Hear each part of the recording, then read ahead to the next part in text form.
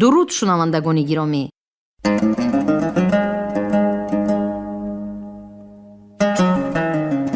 با توجه شما گفتاری ادبی از سلسله خوانشی بدیعی از روی اثر در آن دنیای نویسنده خلقی تاجیکستان فضل‌الدین محمدیف در قرائت هنرمند شایسته تاجیکستان باباخان ستاری. آغاز گفتار 33.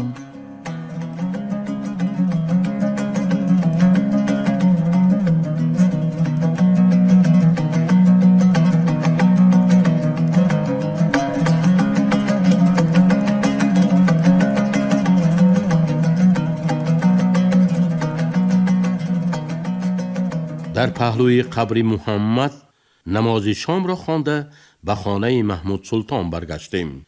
حاجی ابراهیمی خوجندی و حاجی اسماعیل قزانی به دیدن ما آمدند. حاجی اسماعیل مردی نوچه قاق بدن و بزریش بود. وی مثل عرب ها لباس پوشیده، رنگی پوستش هم از باد و آفتاب گرم عربستان مانند عرب ها سیاهگون شده بود. حاجی اسماعیل در اداره چاهای آبی مدینه منوره ناظر شده کار میکرده است. وی از همسفران تاتار و باشقردیما درباره تاتارستان، قزان، زیست و زندگانی همدیارانش پرسجو میکرد. حاجی ابراهیم باشد از دیدن ما شاد بودن خود را اظهار داشت و با همین خاموش شد. پیرمرد از قبیل آدمانی بوده است که آنها را سوال داده به گپ می اندازید. گفت که سال 1932 از وطن برآمده 6 سال در افغانستان زندگی کرده است. 25 سال این جانب در مدینه منوره می باشد. فکر دوباره خانه‌دار شدن هیچگاه به سرش نآمده است، زیرا یاد زن و فرزند و خویش و اقربایش یک دم او را ترک نمی کند.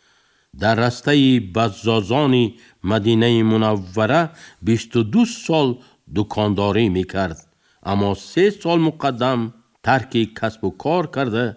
حالا همه وقتی خود را در حرم با طاعت و عبادت می گذراند.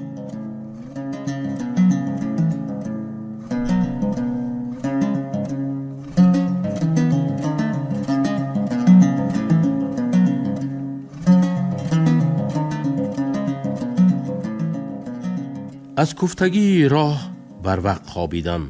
همه شب خوابهای بی‌ردی گاج می دیدم. گویا در رو بروی انستیتوت طبی در سر کوچه به نام ولادیمیر ایلیچ لنین در پهلوی دکان سبزوات من هم دکان کشاده کوکاکولا و پپسیکولا می فروختم. اسکندر به من دستیاری می کرده است، لیکن پدر قصور هم کمک می رسانیده است و هم وقتی که خریدار از جمله دختران یا استودنتان شناس بیاید چشمی مرا خطا کردن نامعلوم به گوش آنها انا احوال هم کسبتان را تماشا کنید گفته مسخره می کرده است. من باشم برای جلب کردن آدمان قصداً به زبان عربی فریاد می کردم: اشرب بارید، اشرب بارید، کوکالا کوکالا، اشرب بارید، کوکالا کوکالا، مرینده مرینده. پگاهی روز دوم به افطابوس سوار شده با راهنمایی ایشان محمود سلطان به زیارت موضعهای مقدس مدینه منوره رفتیم. افطابوس اول در پیش دیواری پستکک قرار گرفت. اینجا قبرستان مشهور این دیار جنت البقیه بوده است. در سگ دیوار پاکسگین تقریباً 40 نفر حاجی زنان خود را به چادرهاشان پیچانیده می نشستند. آنها تا دمی که پای مردهای زیارتگر کنده نشود در اینجا نوبت خود را منتظر می نشستند. قبرهای مقربان و وارثان پیغمبر را یک یک زیارت کردیم.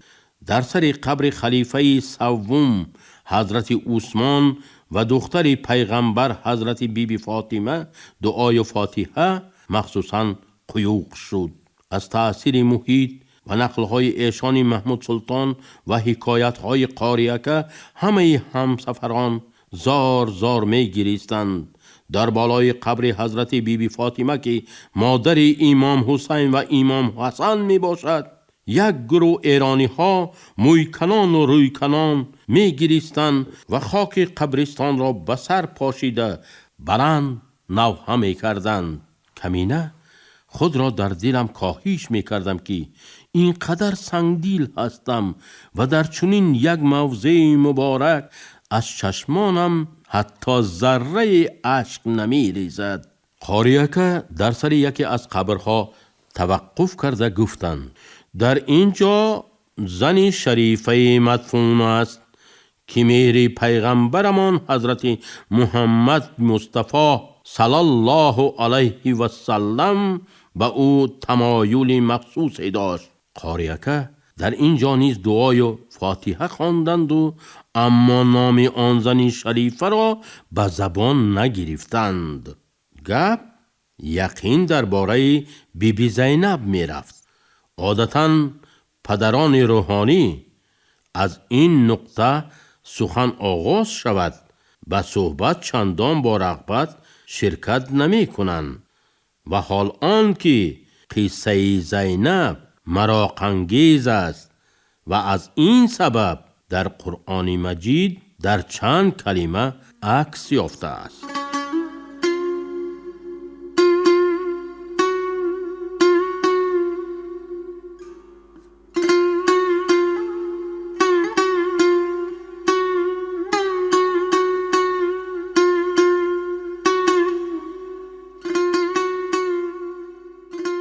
گپ در این که بار پیغمبرمون به خیمه پسرخواندشان زید از چی سبب باشد قبلا آواز نبرآورده داخل شدند و دیدند که کلینشان زینب آبازی می کند. حضرت جوان زنی را به این صاحب جمالی و باز برهنه دیده دقیقه گرم شده ماندند.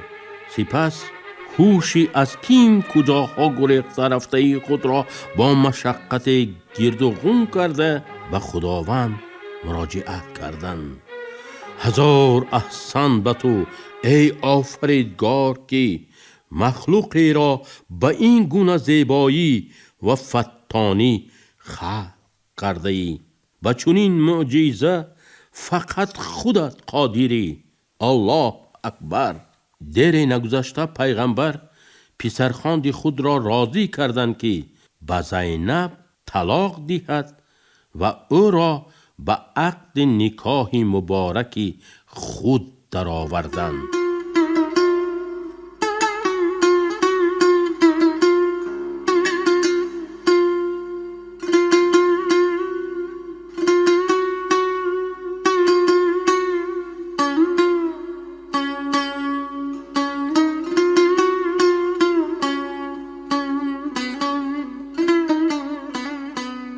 کوه احد رفتیم.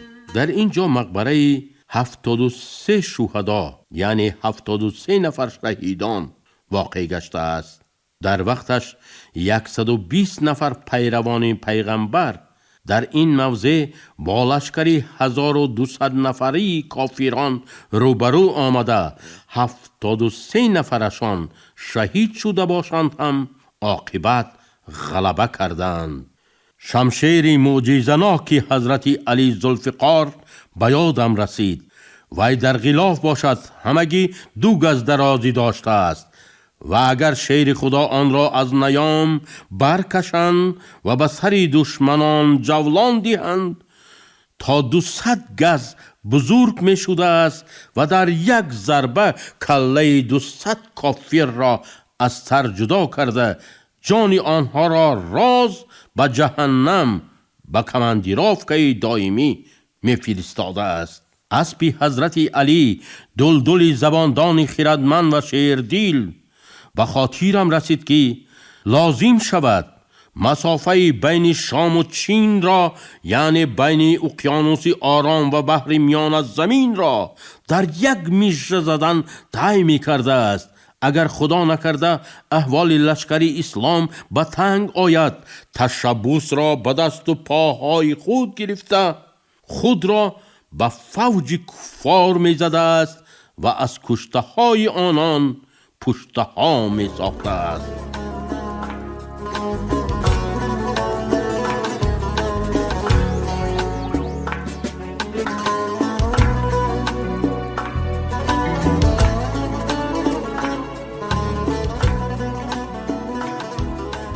در گوشه و کناره های هر یک زیارتگاه صرافان می نشستند.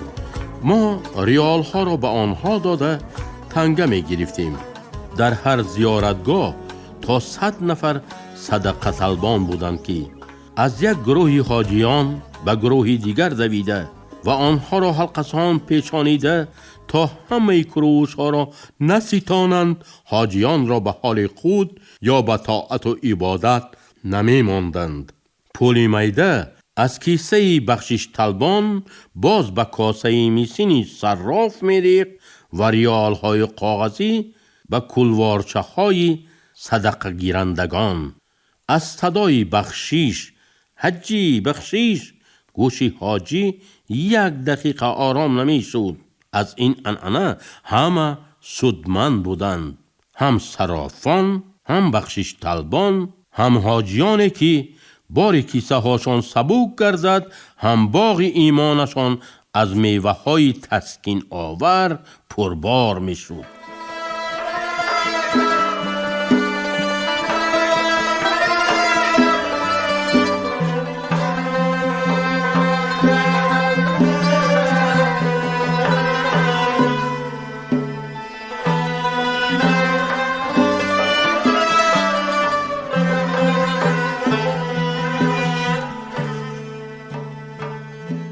در پهلوی کوه احد 2-3 دکان بقالی بود. مخصوم میجدهان از آن سو یک چیزی کدو شکلی را به سر سینه‌اش پخش کرده و هر دم با کچکاردی خود از آن چیز 1 قلمی بریده خورده روان می آمد.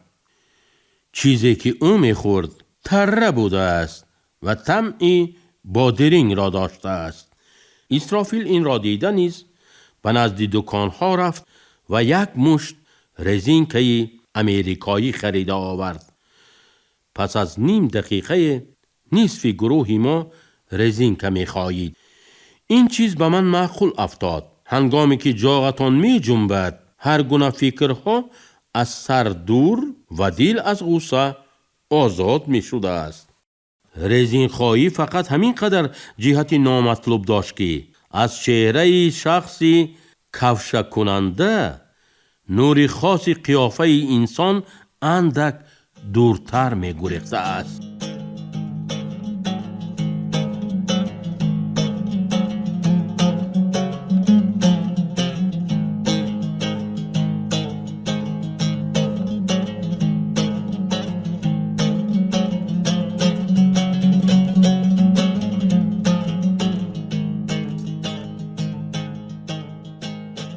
قاریکه در بالای قبر وحشی مرگن روایتی گفتند. وحشی کافیر مرگنی بسا ماهیر بوده است. با توصیف او همین قدر گفتن کفایه بوده است که مثلا از مدینه منوره ایستاده چشم چپ یا راست مورچه را که در کوهسار طائف است به خطا می دیده است. 1 کافر زنی که پسری او را سرلشکر اسلام امیر حمزه کشته بودند به وحشی مرگن انعام بسیاری داده خواهش کرده است که سرلشکر را کشته جگر او را به او گرفته دهد. وحشی مرگن همین طور کرده است. کافر زنک جگر امیر حمزه را خام خورده دل قصاص طلبش را تسکین داده است. چشمان قاری‌های جوان ما هنگام شنیدن این حکایت از برق و شعله‌های جنگاورانه می درخشیدند و خود قاری‌های جوان در جای ایستادهشان بیقرارانه پای می گفتند. اگر در آن لحظه در همین قریبی ها لشکری کفار می شد، امینم که به نبودن ذوالفقار و دلدول نگاه نکرده خود را به میدان کارزار می انداختند.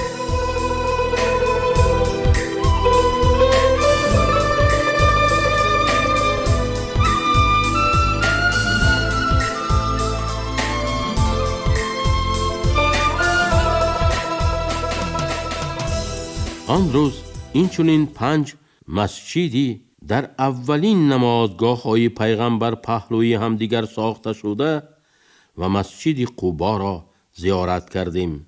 قبل از وارد شدن به مسجد قبا قاری‌ها تأکید کردند که مرتبه این موضع مبارک بسا بلند است و آن را فقط بعد کعبة الله در جای دوم نامبر کردن لازم است. در پیش محراب مسجد 2 رکعت نماز خوانده شد. جوره من ملا اسرافیل قرآن تلاوت کرد. برابری از جای برخاستن امام مسجد دوان آمده گفت که بخشش باید بدهید تا که حجتان قبول گردد. از بس که ریال تمام شده بود حاجی عبدالخلیل اکا به او چند دلار داد. دعا گرفتیم. پس خادم دیگری مسجد آمد گفت که او متولی است. او نیز چند دلار گرفته دعای غفص به ما داد. هنگامی که از زینه قبا می فرآمدیم باز یک خادم مسجد پیش راهمان را گرفته گفت به خاطر قرآن شریف بخشش بدهید. دلیل او بسا زور بود و همیان عمومی گروهمان باز اندک سبکتر گردید. خیریت پیشصفان گروه خدمانیشان را تیزانیدند وگرنه شماره منصبها و چیزهای مقدسی که سزاوار بخشش باشند در واقع هم از پولی در کیسه ما مانده کلانتر بود. ولی هجوم حقیقی بخشش طلبان در پیش بوده است.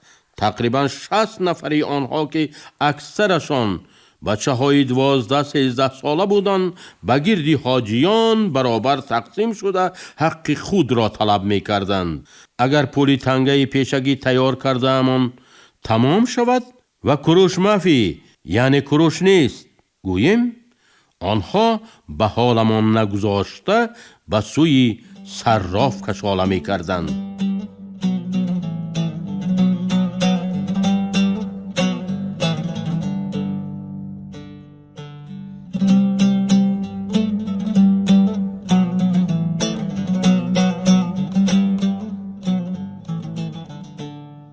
در این جایها عالم کپیتال را عالم آزاد می نامند. در عالم آزاد عربستان سعودی از جهت ثروت در پایان رویخط نیست. وی در ذخیره نفت جای دوم را می گیرد. هر سال شرکت امریکا تا 80-90 میلیون تن نفت این کشور را کشیده با قبرهایی که از جنوب و شرق نیم جزیره عربستان تا به ساحل بحر میانه زمین طول میکشند به بندرهای بحری لبنان میکشانند و از آنجا به کشتی ها بار کرده به اروپا برده میفروشند. یک قسم پول نفت به همیان مبارک شاه میرود، قسم زیادش به کیسه امک‌های از آن سوی اقیانوس آمده. بی سبب هم شاه سعود پس از میلیاردرهای ایالات متحده امریکا در نامگوی دولتمندترین سرمایه‌داران عالم آزاد جای 4 را نمیگیرد. اما میگویند که با اعلی حضرت شاه هم آسان دانستن نمی شود. در خانواده او فقط از شاهزاده های اصیل 350 نفر هستند که اگر شماره اتومبیل های سبکروی هر کدام آنها خدا نکرده از 10 عدد کم شود روزی همه را با جنجال و خرخشه سیاه می کنند.